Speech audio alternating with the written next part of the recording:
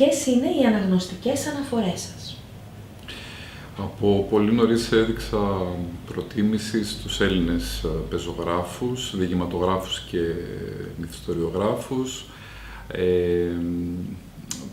Θα μπορούσα να σας αναφέρω πολλούς, να πω τον Γιώργο Ιωάννου, τον Κώστα Ταχτσή, τον Νίκο Γαβρίλ Πετζίκη, τον Τόλι Καζατζή, φοβάμαι ότι θα ξεχάσω κάποιους, τον Γιάννη Σκαρίμπα βέβαια και μια σειρά έτσι από άλλους πεζογράφους θα μπορούσα να σας αναφέρω, κυρίως οι Έλληνες. Πώς ήταν τα παιδικά σας χρόνια? Αληθεύει ότι ένας συγγραφέας παιδικών βιβλίων παραμένει πάντα παιδί? Έτσι λένε, φαίνεται λίγο κλισέ. Να σας πω, δεν ξέρω αν παραμένει παιδί. Σίγουρα όμως έχει βρει έναν τρόπο να ανακαλεί τα παιδικά του χρόνια, την παιδική ηλικία. Εγώ το κάνω συχνά, ας πούμε, όταν γράφω και υποδίωμαι ένα αγοράκι, ένα κοριτσάκι 5 ετών, γιατί όπως ξέρετε γράφω για μικρά παιδιά, όπως λέμε προσχολικής και πρωτοσχολικής ηλικίας. Προσπαθώ να μπω στην ψυχολογία αυτού του παιδιού και σκέφτομαι πώς ήμουν εγώ παιδί και λειτουργώ εκείνη την ώρα με τον ίδιο τρόπο. Δηλαδή, είναι ένα παιδί θυμωμένο, ας πούμε, στο κείμενό μου προσπαθώ αυτόματα γίνεται να σκέφτομαι πώς ήμουν εγώ θυμωμένος παιδί και λειτουργεί έτσι. Άρα, παιδί δεν ξέρω αν έχω παραμείνει, μπορώ όμως εύκολα να πηγαίνω σε εκείνα τα χρόνια. Τα οποία χρόνια ήταν, τώρα πολύ κλεισέ φαίνεται, ήταν ξένιαστα, όπως λένε, γεννήθηκα σε ένα χωριό της Μακεδονίας, την Αξό του νομού Πέλλας. Αυτό που μπορώ να πω με σιγουριά είναι ότι είχα χορτάσει παιχνίδι. Καταλαβαίνετε ότι ήμασταν όλη μέρα έξω και στις γειτονιές και παίζαμε. Πολύ όμορφο. Και εγώ μάλιστα είχα προλάβει όταν ήμουν μικρός, ας με θυμάμαι το καλοκαίρι, περπατούσα ξυπόλυτος, γιατί δεν είχαν φτιάξει τους δρόμους. Και ήταν πολύ ωραία και έπαιζα ασταμάτητα. Οπότε ήταν όμορφα χρόνια.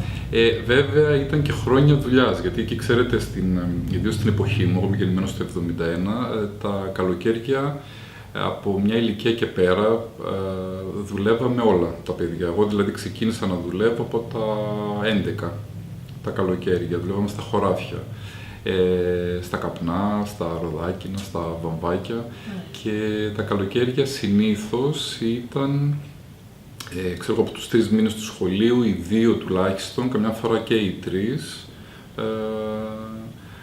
ήταν αφιερωμένοι στη δουλειά. Παρ' όλα αυτά όμως τα συνδυάζαμε. Ας πούμε, τώρα που το σκέφτομαι, κάναμε διακοπές. Διακοπές έκανα πρώτη φορά στα 19 μου. Σκληρό αυτό για ένα παιδί. Σκληρό, αλλά τώρα φαίνεται λίγο ότι σαν να είμαι ο Βασιλάκης Καΐλας, αλλά δεν μας φαίνονταν περίεργο, γιατί όλα τα παιδιά ήταν έτσι, δεν αισθανόταν κάποιος άσχημα, ας πούμε. Η θάλασσα δεν ήταν και πολύ κοντά, οπότε θυμάμαι κάναμε, 2 ή 3 μπάνια το χρόνο. Πηγαίναμε στην Κατερίνη και στην Πιερία. Όμως αυτό που έχω να θυμάμαι είναι πολύ έτσι, όμορφα πράγματα. Άλλαξε η κατάσταση όταν ανακάλυψα τη λογοτεχνία. Τότε άλλαξε. Και η σχέση σας με το βιβλίο πώς ξεκίνησε? Τυχαία, γιατί δεν διάβαζε κάποιος στο σπίτι. Οι γονείς μου δεν είχαν σχέση με το διάβασμα. Ο πατέρας μου ήταν αυτοκινητιστής, νταλικέρης διεθνών μεταφορών και η μητέρα μου ήταν αγρότης, οπότε δεν είχαμε βιβλιοθήκη, δεν διαβάζαμε. Πήρα όμως ένα βιβλίο στην τύχη, στην κυριολεξία, από μια δανειστική βιβλιοθήκη, όταν πήγα το πρώτο δρομολόγιο με τον πατέρα μου στη Γερμανία, με την Ταλίκα. Και έπρεπε ήξερα ότι οι ώρες στα τελωνεία τότε που υπήρχαν και στις λαχαναγορές ήταν ατέλειωτες και έγραψα 2 κασέτες με τραγούδια και πήρα και ένα βιβλίο για να διαβάζω. Και το βιβλίο αυτό ήταν η αιωλική γη του Ηλία Βενέζη, που το πήρα λίγο στην τύχη. Επειδή ήταν ένα βιβλίο που με μάγεψε, δεν ήταν αριστούργημα, το ξέρω καλά, ήταν όμως ένα πολύ όμορφο βιβλίο. Ο Βενέζης είναι ένας σημαντικός συγγραφέας και άρχισα να διαβάζω τις πρώτες σελίδες και στην κυριολεξία με μάγεψε, το ρούφηξα, και όταν επέστρεψα, θυμάμαι το δεύτερο βιβλίο ήταν «Ένα παιδί μετράει τα άστρα του Λουντέμι», επίσης εξαιρετικό και ιδίως στην ηλικία που το διάβασα. Και έτσι τυχαία ξεκίνησε, αλλά όταν πια διάβασα το πρώτο και το δεύτερο, κυρίως το πρώτο βιβλίο, άρχισα να βλέπω τον κόσμο με διαφορετική ματιά, και τον εαυτό μου και τον κόσμο. Ξαφνικά ο κόσμος που ζούσα, ο κόσμος του χωριού ήταν πολύ μικρός και δεν με χωρούσε και έλεγα, ρε παιδί μου, υπάρχει κάτι παρά έξω και δεν ήξερα πότε θα το συναντήσω. Ο κόσμος μεγάλωσε και αυτό το έκανε το βιβλίο. Βέβαια, εξαιτίας αυτού του πράγματος, επειδή δεν υπήρχε καθοδήγηση, διάβασα και πολλά βιβλία στη λάθος ώρα ή και βιβλία κακά. Τα οποία όμως, να πω, αυτά τα κακά βιβλία με βοήθησαν πάρα πολύ. Πώς σας βοήθησαν αυτά τα κακά βιβλία? Πώς με βοήθησαν? Εκεί είδα τα λάθη που πρέπει να αποφεύγει ένας συγγραφέας. Είδα πόσο εύκολο πράγμα είναι να γίνεσαι σαχλός, να φτιάχνεις χάρτινους χαρακτήρες, να κάνεις τον αναγνώστη να χασμουριέται. Τα είδα με πολύ μεγάλη ευκολία, ήταν μεγάλο σχολείο αυτό, ξέρετε, γιατί στα άλλα βιβλία που διάβαζα, τα πολύ σημαντικά και τα αριστουργήματα που διάβαζα, τα θαύμαζα τη στέρεα δομή, τους καλοχτισμένους χαρακτήρες, τη γλώσσα, όλα αυτά, την ευφυΐα του συγγραφέα, αλλά πολλές φορές δεν μπορούσα να απομονώσω, ήταν τόσο σημαντικά, ήταν τέτοιος ο θαυμασμός μου, που δεν μπορούσα να απομονώσω τα στοιχεία. Τι έκανε τον Ντοστογεύσκη τόσο μεγάλο συγγραφέα? Ήταν το σύνολο. Στα κακά βιβλία έβλεπα τι πρέπει να αποφεύγω, και αυτό έχω την εντύπωση ότι με βοήθησε πολύ. Πώς προστατεύεις το παιδί μέσα σου, λοιπόν?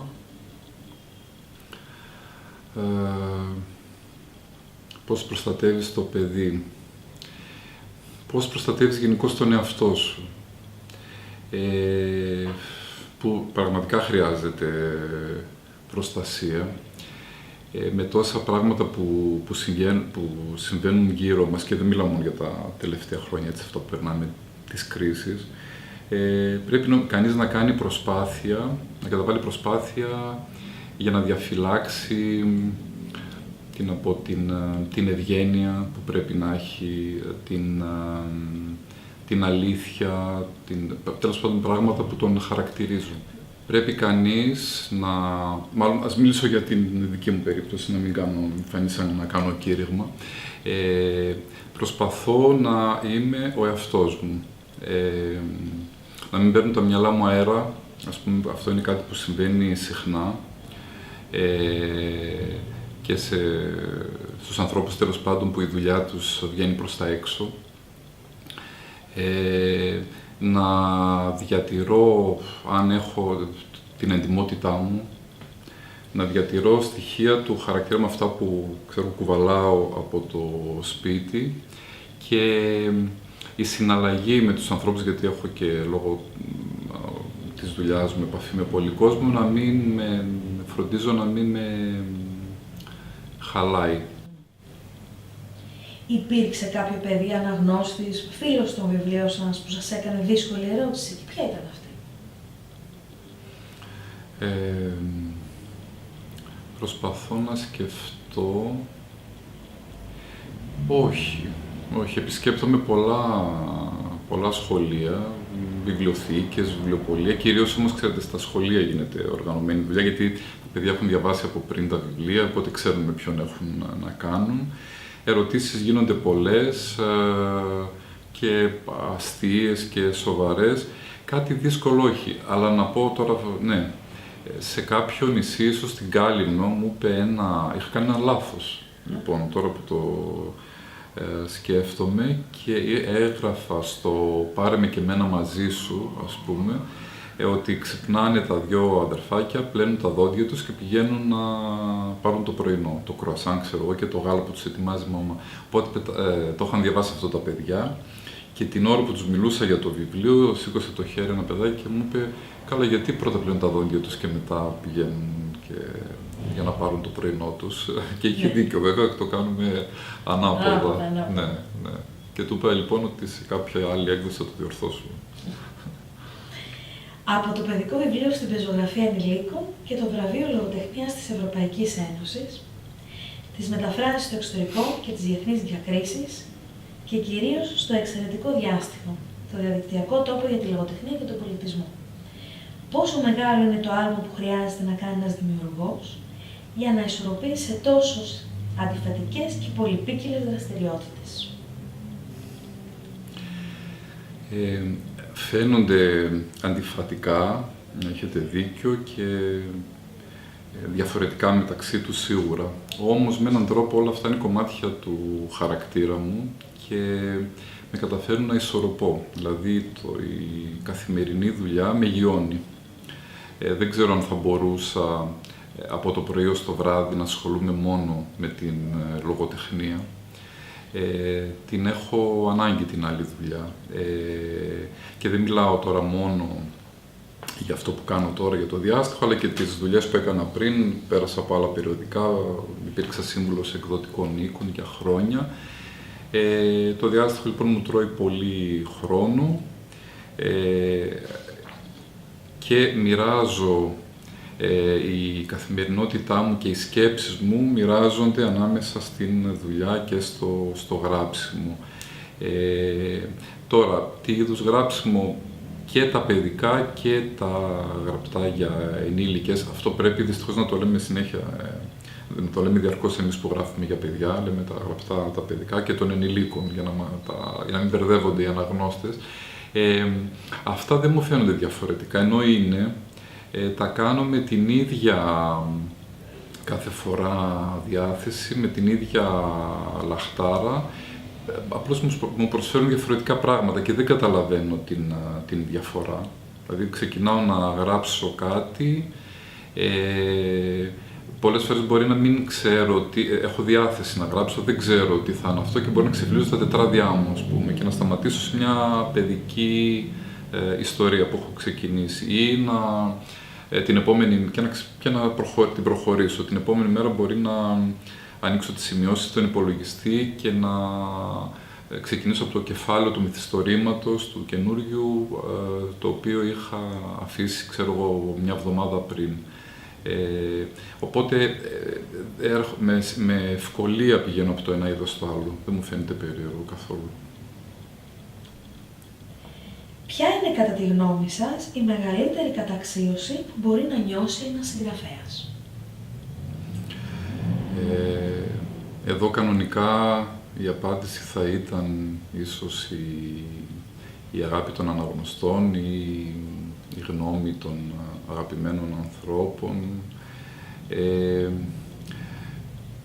Εγώ όμως θα πω ότι είναι η αποδοχή του συναφιού. Οι ειδικοί, όπως λέμε, οι κριτικοί, οι συνάδελφοι, οι άλλοι συγγραφείς, οι δημοσιογράφοι. Και να σας πω γιατί αυτό. Γιατί είναι πιο αυστηροί, είναι πιο αντικειμενικοί. Καμιά φορά μπορεί να ξεκινήσουν διαβάζοντας το βιβλίο κάποιου τον οποίο δεν συμπαθούν ή τον αντιπαθούν κιόλας, αλλά μου έχει συμβεί και εμένα. Διαβάζω το βιβλίο ενός ανθρώπου που δεν συμπαθώ καθόλου και να εκτιμήσω πάρα πολύ το κείμενό του και να πω κιόλας, να με ρωτάνε γι' αυτό και να λέω είναι μαλάκας, μεγάλος μαλάκας, αλλά είναι εξαιρετικός συγγραφέας, έγραψε ένα εξαιρετικό βιβλίο. Με τα αγαπημένα πρόσωπα τα πράγματα είναι λίγο, σαφώς είναι μεγάλη χαρά, που σου δίνουν όταν σου πούν ότι μας άρεσε αυτό που έγραψες, αλλά νομίζω ότι πολλές φορές είναι υποκειμενική. Δεν ξέρεις πάντα αν σου λένε την αλήθεια και αν είναι αντικειμενικό αυτό που λένε η υπερτερή αγάπη τους και η χαρά που έχουν επειδή δημιουργείς. Με τους αναγνώστες επίσης, τα πράγματα δεν είναι πάντα αντικειμενικά, στο πω έτσι, όλο για την αντικειμενικότητα μιλάω, αλλά τι εννοώ, σαφώς ένας συγγραφέας χρειάζεται τους αναγνώστες, χωρίς αυτούς δεν έχει και νόημα, αλλιώς θα γράφαμε και θα τα αφήναμε στα συρτάρια. Όμως, για παράδειγμα, αν σκεφτεί κάποιος βιβλία που έχουν κάνει χιλιάδες πωλήσεις, που σημαίνει ότι τα έχουν αγαπήσει χιλιάδες αναγνώστες, δεν σημαίνει αυτόματα ότι αυτά τα βιβλία είναι καλά. Άρα ούτε, και δεν ξέρω οι συγγραφείς αυτών των βιβλίων αν αισθάνονται ευτυχισμένοι, γιατί μπορεί να υπάρχει, να έχουν την αποδοχή του κόσμου, των αναγνωστών, δεν έχουν την αποδοχή των ειδικών και δεν είναι τυχαίο ότι παραπονιούνται πολύ συχνά, ότι τους αδικεί και η κριτική και οι άλλοι συγγραφείς. Εγώ λοιπόν ανήκω σε αυτούς που τους ενδιαφέρει η γνώμη των ειδικών πρωτίστως. Διευθύνεται το Διάστιχο, το οποίο είναι ένα από τα μεγαλύτερα σε επισκεψιμότητα και κύρος ενημερωτικά site στην Κολομβία. Υπάρχει ένας κλειστός πυρήνας ή δέχεστε και κείμενα από άλλους συγγραφείς? Το Διάστιχο ξεκίνησε πριν από 4 και κάτι χρόνια, στις 2 Ιουλίου του 2012, με μια ομάδα συγκεκριμένη, με φίλους καλούς και συνεργάτες, που στη συνέχεια μεγάλωσε και ξεκίνησε με τα δικά τους κείμενα. Οι συνεργάτες αυτοί είναι που έχουν και τώρα προτεραιότητα, δημοσιεύουμε κυρίως τα δικά τους κείμενα, αλλά το Διάστιχο είναι ανοιχτό και σε κείμενα άλλων συγγραφέων. Έχουμε δημοσιεύσει πολλές φορές κείμενα πεζογράφων, ποιητών, κριτικών, δημοσιογράφων, άλλων καλλιτεχνών, σκηνοθετών, μουσικών. Και επίσης δημοσιεύουμε και κείμενα αναγνωστών που δεν τους ξέρουμε, δεν τους έχουμε δει ποτέ, δεν τους ξέρουμε, μέσα από ένα email.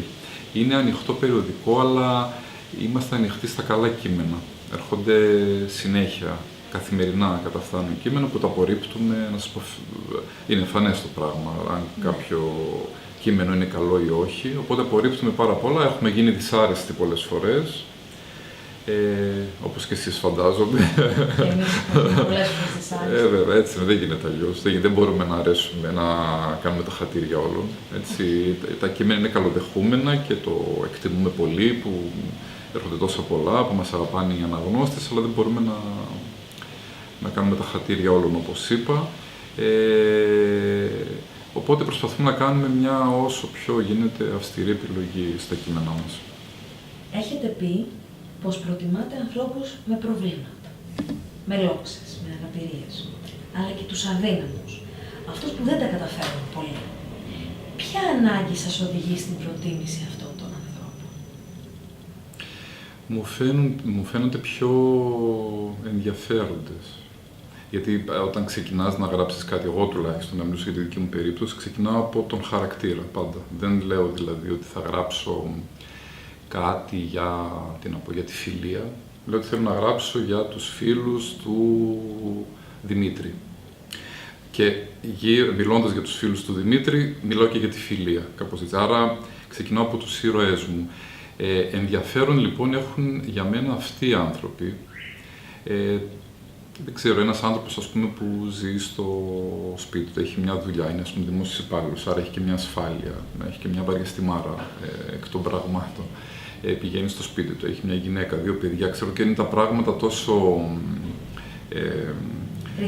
ρυθμισμένα, μπράβο, λίγο βαρετά, αυτό δεν μου λέει τίποτα. Το ενδιαφέρον το έχουν οι άλλοι, οι χαρακτήρες. Έχω πει βέβαια ότι έτσι κι αλλιώς εγώ δεν ξέρω κανέναν άνθρωπο υγιή, κανέναν, βάζω και τον εαυτό μου μέσα, αλλά αυτοί που έχουν περισσότερα, έτσι, που είναι αδύναμοι, που έχουν, αυτοί μου φαίνονται πιο γοητευτικοί, είναι πολλές φορές θέλω να τους πάρω αγκαλιά, ας πούμε, να τους προστατεύσω. και οπότε θέλω να μιλάω, θέλω να γράφω για αυτούς. Το βραβευμένο βιβλίο σας έχει τον τίτλο «Μάρτης μου ο Θεός». Υπάρχουν στιγμές της προσωπικής σας ζωής που αισθανθήκατε την ανάγκη να φωνάξετε αυτή τη φράση στους συνανθρώπους σας?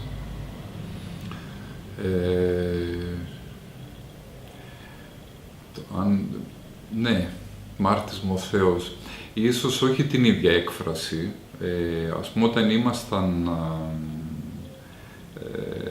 μικρά, τώρα σκέφτομαι, όταν λέγαμε κάτι, στην παρέα μου τουλάχιστον λέγαμε κάτι και λέγαμε «στο λόγο μου». Και ο λόγος ήταν αρκετός, αυτή η φράση ήταν αρκετή για να πούμε ότι ξέρεις, αυτό ισχύει, αφού το έταξα, ισχύει και τα πράγματα είναι όπως σου τα λέω. Το αντίστοιχο «Μάρτης μου ο Θεός», ας πούμε, που είναι από την προς Φιλιππισίους επιστολή του Παύλου. Αυτό όμως παλιότερα δεν καταβάλω προσπάθεια να πείσω τους ανθρώπους, οπότε δεν χρειάζεται πια εδώ και πολλά χρόνια να τους πείσω. Νομίζω πείθονται, αν πείθονται, από τις πράξεις μου και επειδή ξέρουν ποιος είμαι, χωρίς να επικαλούμε κανέναν. Έχω την αίσθηση ότι δεν... Αλλά είναι μια έκφραση που μου αρέσει, όμως, και ήταν και ταιριαστή, γιατί πέρα από αυτό που υποδηλώνει, δείχνει και την σχέση του ήρωά μου με την θρησκεία. Οπότε ήταν ταιριαστό και από τις δύο πλευρές. Στο βιβλίο σας γράφετε την εξής φράση. «Οδεύομαι προς βύθιση» και κάπου αλλού λέτε «Συντελείται σιγά σιγά η άλωση της Ελλάδος». Τελικά η πραγματικότητα επικύρωσε τη συγγραφική σας πρόβλεψη? Δυστυχώς ναι. Δυστυχώς ναι, γιατί το βιβλίο γράφτηκε πριν από χρόνια, ξεκίνησε να γράφεται πριν τους Ολυμπιακούς Αγώνες, γύρω στο 2000, και όλα αυτά που τώρα αποτελούν την πραγματικότητα, τότε να πω την αλήθεια δεν τα είχα πολύ συνειδητοποιήσει κι εγώ, τα βάζα στο στόμα ενός ανθρώπου, ίσως και σαν υπερβολές, ίσως και σαν πράγματα που δεν τα λέει ο καθένας, αλλά τα λέει ο χαρακτήρας που είπαμε ότι είναι μια περίπτωση ιδιαίτερη. Όμως αυτά μετά δυστυχώς αποδείχτηκαν ότι θα ήταν αυτά που ζούμε. Αυτό αποδείχτηκαν, ας πούμε, τώρα μπορεί να φαίνεται βαρύ, προφητικά. Όμως έτσι συνέβη και βυθιστήκαμε και η άλωση συντελέστηκε. Και ακόμα είμαστε ευτυχισμένοι. Και ακόμα ποιος ξέρει τι άλλο θα μας συμβεί. Ακριβώς.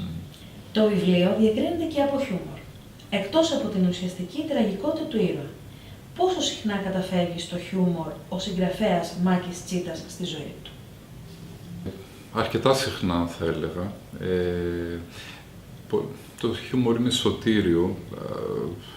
Πολλές φορές μπορεί να μας συμβαίνουν πολύ δύσκολα πράγματα και έτσι επιστρατεύοντάς το με έναν τρόπο να απαλύνουμε αυτό που ζούμε, την κατάσταση. Δεν μου συμβαίνουν ευτυχώς πολλά δυσάρεστα πράγματα στη ζωή μου, αλλά όσες φορές έχει τύχει, νομίζω με βοήθησε. Οι συγγραφείς είναι απαραίτητο να παίρνουν πολιτικές θέσεις? Απαραίτητο. Όχι. Ο κάθε συγγραφέας έχει τη δική του άποψη, εκφράζει, γράφουμε για διαφορετικούς λόγους ο καθένας. Όμως έτσι κι άλλως, επειδή η συγγραφή είναι μια πολιτική πράξη, σαφώς αυτό που γράφεις έχει μέσα έχει πολιτική θέση, έχει πολιτική στάση. Αλλά νομίζω μέσα από το έργο του, δεν είμαι άνθρωπος από ιδιοσυγκρασία που θα βγω στους δρόμους, ούτε από αυτούς είμαι που θα συμβεί κάτι και θα γράψουν ένα κείμενο ή θα κινητοποιήσουν μια κατάσταση. Εγώ νομίζω ότι ό,τι έχουμε να πούμε το λέμε μέσα από το έργο μας και ιδίως εγώ ανήκω σε μια κατηγορία συγγραφέων που δεν έχουν, ας πούμε, ένα δοκιμιακό στυλ, που δεν εκφράζουν έτσι, απόψεις πιο δοκιμιακού τύπου, που μπορεί να είναι και πολιτικές ή φιλοσοφικές ή ξέρω εγώ κάτι άλλο. Η θέση μου και η φιλοσοφία βγαίνει μέσα από τις απλές κουβέντες των ηρώων μου, που συνήθως είναι απλοί άνθρωποι. Και με αυτόν τον τρόπο παίρνω τη θέση μέσα στα βιβλία και μέσα στη ζωή μου. Να φύγω ή να μείνω, τι θα απαντούσατε σε έναν νέο άνθρωπο που θα προβληματιζόταν αν πρέπει να μείνει ή να φύγει από την Ελλάδα του σήμερα? Εμένα η άποψή μου είναι όπου γης και πατρίς. Το θέμα είναι να είμαστε, να τα έχουμε καλά με τον εαυτό μας και να μην υποφέρουμε. Μαθαίνουμε 5 γράμματα για να βγούμε από την μιζέρια, για να καλυτερεύσουμε, και νομίζω οφείλει κάθε άνθρωπος να καλυτερεύσουμε τις συνθήκες της ζωής μας. Και να μην αφήνουμε τα χρόνια να περνάνε γρήγορα, να μην τα αφήνουμε να πηγαίνουν χαμένα.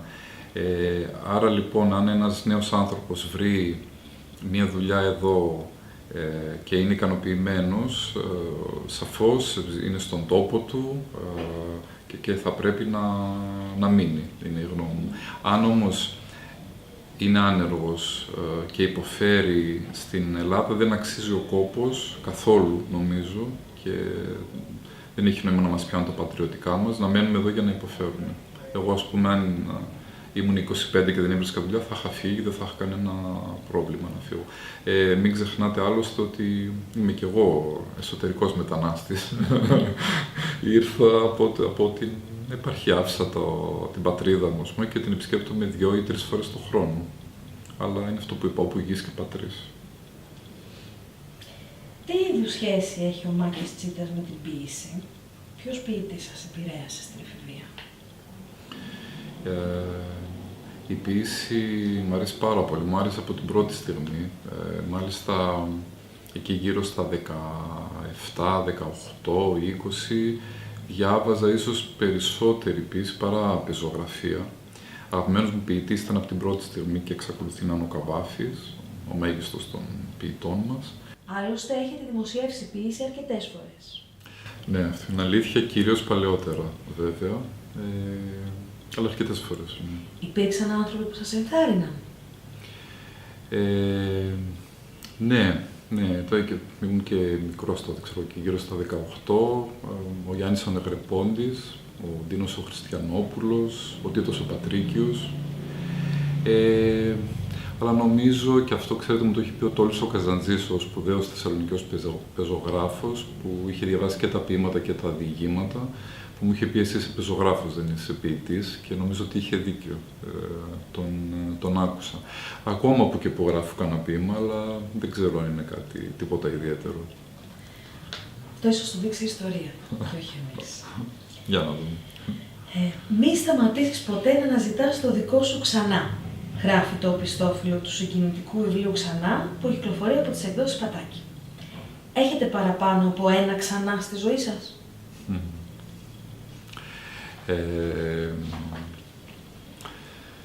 Ναι, όλοι έχουμε πολλά ξανά. Το ξανά είναι αυτό που αγαπάμε, αυτό που μας συγκινεί, αυτό που μας γοητεύει. Μπορεί να είναι ένας άνθρωπος, να είναι η τέχνη. Εγώ, ας πούμε, έχω το γράψιμο, το αγαπημένο μου ξανά. Να είναι η επιστήμη, να είναι η καθημερινότητα, να είναι οτιδήποτε. Το ξανά είναι οτιδήποτε. Όταν το έγραφα, το ξεκίνησα σαν μια ερωτική ιστορία. Ξέρετε, όταν ήμουν έτσι έφηβος, είχα λάβει και είχα χαρίσει πολλά αυτά τα βιβλιαράκια που ήταν για ερωτευμένους. Ναι.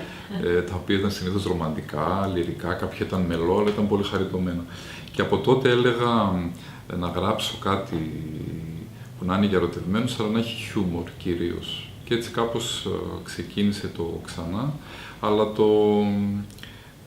Το πήγα κι αλλού. Δεν ήταν μόνο δηλαδή το αντικείμενο του πόθου, έτσι, το άλλο μας μισό, αλλά ήταν και πολλά πράγματα, ό,τι μας ολοκληρώνει στη ζωή μας. Και ήταν ένα βιβλίο, αυτό είχα σκεφτεί ότι θα είναι για ένα βιβλίο για μεγάλους. Τελικά το αγάπησαν και τα παιδιά όμως και το έχουν πάρει σε πολλά σχολεία και μου το έλεγαν στην αρχή, μου φαίνονταν περίεργο, αλλά τώρα πια το συνήθισα, το παίρνουν οι δάσκαλοι και το δίνουν στα παιδιά να το διαβάσουν. Και όταν ρώτησα την πρώτη φορά, μια δασκάλα μου το είπε, της Πέμπτης και ήθελε να πάω να τους επισκεφτώ, της λέω καλά, πήραν αυτό το βιβλίο και τι κατάλαβαν. Μου είπαν ότι το ξανά, λοιπόν, αυτό το πλασματάκι που, όπως ξέρετε, που υπάρχει μέσα, το είδαν σαν μια φιγούρα, σαν ένα οικείο πρόσωπο, δεν το είδαν σαν... Δεν είδαν την ερωτική του διάσταση. Σωστά. Ναι, οπότε πήραν άλλα πράγματα, άλλωστε με τα παιδιά πάντα συμβαίνει αυτό.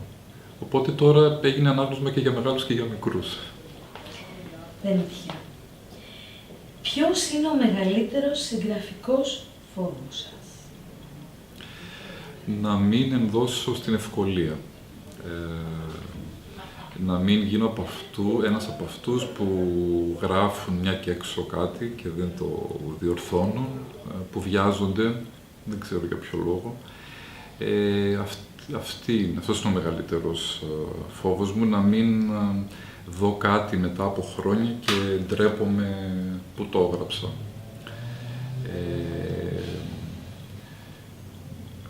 Λέγεται ότι οι αιμονές διατρέχουν το έργο των συγγραφέων. Η δική σας ποια είναι?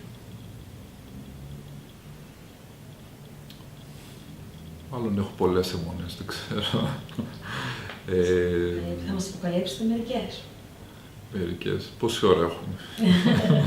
Πρέπει να σας μιλάω πολύ ώρα για τις αιμονές μου. Λοιπόν, ναι.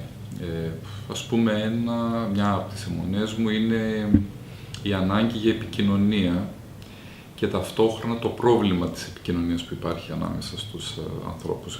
Όσο μεγάλη είναι η ανάγκη, άλλο τόσο είναι και τα προβλήματα που δημιουργούμε με έναν τρόπο. Αυτό φαίνεται κυρίως στα θεατρικά μου και σε αρκετά διηγήματα. Βέβαια, τώρα που το σκέφτομαι και στα άλλα γραπτά υπάρχει αυτή η αιμονή.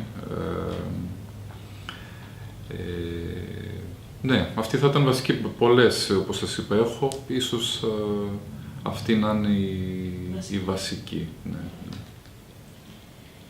Και για να το συνεχίσουμε, η αιμονική προσήλωση... Επιμένετε. Η αιμονική προσήλωση στο συγγραφικό κόσμο ενός έργου μπορεί να οδηγήσει σε μια κατακαιρματισμένη προσωπική ζωή των δημιουργών του? Στη δική μου περίπτωση δεν συμβαίνει.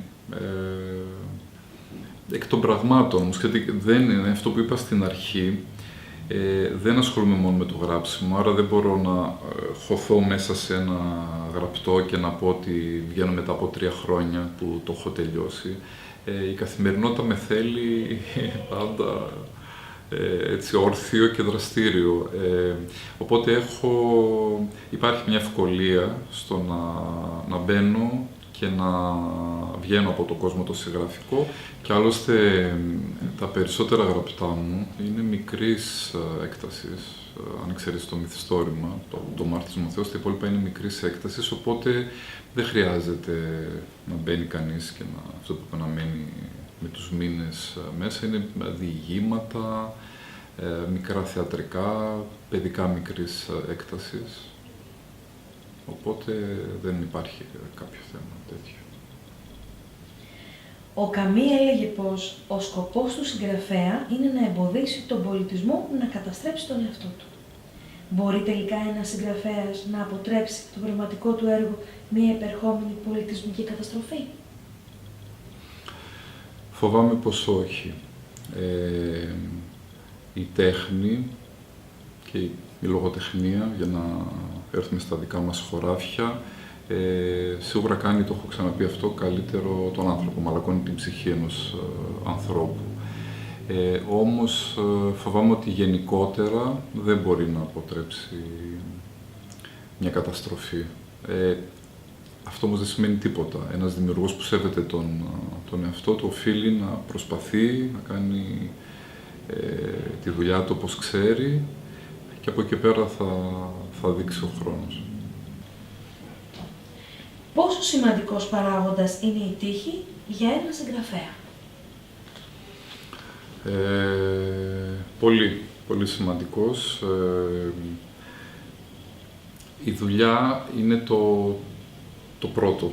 Αυτό το ταλέντο, ας το πούμε έτσι, ας το ξεκινήσουμε. Είναι η έφεση, η κλίση, το ταλέντο, όπως το ονομάζουμε. Μετά αυτό είναι ένα μικρό κομμάτι όμως. Το άλλο, το τεράστιο κομμάτι είναι η δουλειά, η πολλή δουλειά. Πρέπει να κουραστεί, να ιδρώσει κανείς. Και από εκεί και πέρα όμως είναι και το στην Αθηνά και χείρα εκείνη. Πρέπει να είναι και τυχερός. Υπάρχουν περιπτώσεις που άνθρωποι που είχαν ταλέντο, επειδή υπήρξαν πάρα πολλοί άτυχοι, σταμάτησαν να δημιουργούν, γιατί αποθαρρύνθηκαν, ας πούμε. Ή και άνθρωποι που δεν ήταν συχνό το ταλέντο τους, τέλος πάντων, επειδή ήταν πολύ τυχεροί, φάνηκαν περισσότερο από κάποιους άλλους που ήταν πιο ικανοί. Παίζει ρόλο, βέβαια. Σε εσάς? Και σε μένα και στη δική μου περίπτωση έπαιξε ρόλο. Πιστεύω ότι δούλεψα πολύ και δουλεύω. Αυτό μπορώ να το πω με σιγουριά. Τώρα, αν είναι καλό ή κακό το αποτέλεσμα, είναι μια άλλη ιστορία. Όμως δούλεψα και συνεχίζω να δουλεύω πολύ. Ξεκίνησα να γράφω, έτσι είχα πάρει στα σοβαρά τη λογοτεχνία από τα 18 και άρχισαν να δημοσιεύονται αυτά που έγραφα τότε. Αλλά υπήρξα και τυχερός. Μου ήρθαν τα πράγματα βολικά ή να το πω αλλιώς δεν μου ήρθαν, δεν δυσκολεύτηκα, δεν δημιουργήθηκαν εμπόδια ώστε να με αποθαρρύνουν από το να γράψω, από το να εκδώσω και όλα αυτά. Εξέδωσα νωρίς σχετικά, ήμουν 26 όταν έβγαλα το πρώτο μου βιβλίο. Υπήρξαν κάποιοι άνθρωποι που βρέθηκαν την κατάλληλη στιγμή να με ενθαρρύνουν και που πολλές φορές ήταν και από το πουθενά, ξέρω εγώ, και τους γνώρισα. Πάλι δεν έχει σχέση με τη γραφή, αλλά έχει με τη λογοτεχνία. Βρέθηκα, ας πούμε, να είμαι στα 23 μου αρχισυντάκτης του περιοδικού Περίπλους, που ήταν ένα πολύ σημαντικό περιοδικό.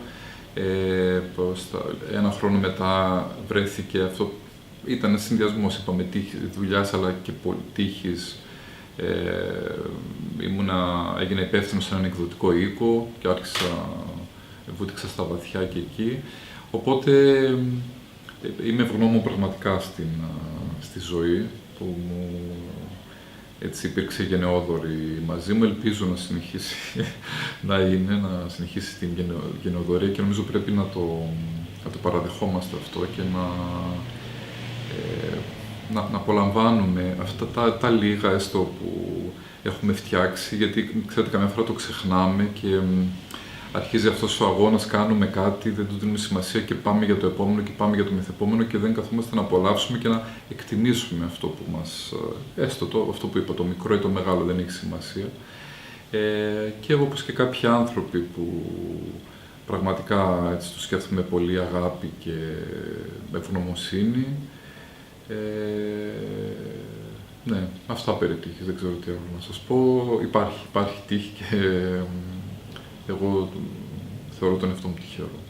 Η θεατρική μεταφορά του Μάρτης μου ο Θεός ανεβαίνει για τρίτη συνεχόμενη χρονιά στο Θέατρο Βόρο. Ναι, για τρίτη χρονιά. Φέτος θα είναι μια φορά τη βδομάδα, κάθε Τετάρτη στις 7. Είναι κάτι που με χαροποιεί ιδιαίτερα. Ήταν έτσι κι αλλιώς πολύ ενδιαφέρον το ότι είδα τον ήρωα, τον Χρυσοβαλάντη, τον ήρωα του βιβλίου να ζωντανεύει και μάλιστα να ζωντανεύει έτσι με τόσο όμορφο τρόπο. Ο Ιωσήφιδης, ο πρωταγωνιστής, ο Ιωσήφιος είναι εξαιρετικός, η σκηνοθεσία επίσης της Σοφίας Καραγιάννη εξαιρετική. Τι μπορούμε να περιμένουμε από το συγγραφέα Μάκη Τσίχα στο μέλλον? Στο πολύ άμεσο μέλλον είναι 2 παιδικά βιβλία που έχουν εικονογραφηθεί. Το ένα από τις εκδόσεις Πατάκης και το άλλο από τις εκδόσεις Ψυχογιός για μικρές ηλικίες. Θα βγουν μέχρι το τέλος της χρονιάς. Μετά ένα άλλο παιδικό θα βγει στις εκδόσεις Μίνωας στην αρχή της χρονιάς. και έχω εγώ ξέρετε γράφω και με αργούς ρυθμούς, είμαι λίγο δύστοκος. Ένα μυθιστόρημα που έχω ξεκινήσει εδώ και καιρό και έχει προχωρήσει. Και τι άλλο, και έναν γυναικείο μονόλογο για το θέατρο. Επίσης κάπως τον έχω προχωρήσει. Ξέρετε, εγώ δεν γράφω ένα πράγμα, δεν λέω τώρα ξεκινάω, κάνω αυτό μέχρι να τελειώσει. Πολλές φορές, δεν ξέρω αν είναι καλό, αλλά λέω είναι ένα μυθιστόρημα, είναι και ένας μονόλογος, είναι και δύο παιδικά, είναι και η στίχη για ένα τραγούδι, είναι και κάτι άλλο και είναι έτσι όλα μαζί. Τα προχωράω παράλληλα. Υπάρχουν διάφορα έτσι, τέτοια σχέδια και υλικό για καμιά δεκαριά μυθιστορήματα. Χρόνος να υπάρχει, ξέρω εγώ. Καλά να είμαστε. Καλά να είμαστε. Αυτό. Το έλεγε, ξέρετε, κάποτε η γιαγιά μου. Ναι. Και το θεωρούσα τόσο βαρύγδουπο, τόσο παροχημένο, γιατί ήμουν πιτσιρίκι και θεωρούσα δεδομένη την υγεία και την κατάσταση τότε, την ωραία, ξέρω, αμέσως επειδή τα βλέπεις όλα ωραία. Γέροι να είμαστε λοιπόν. Εκ μέρους του Literature.gr ευχαριστούμε πάρα πολύ για τη σημερινή συνάντηση, τη σημερινή συζήτηση. Ευχαριστούμε πάρα πολύ τον κύριο Μάκη Τσίπα. Και εγώ σας ευχαριστώ πολύ και εσάς και το εξαιρετικά αξιόλογο Literature που το αγαπάμε πολύ και χάρηκα πολύ που ήρθατε σήμερα έτσι στο γραφείο μου και συναντηθήκαμε.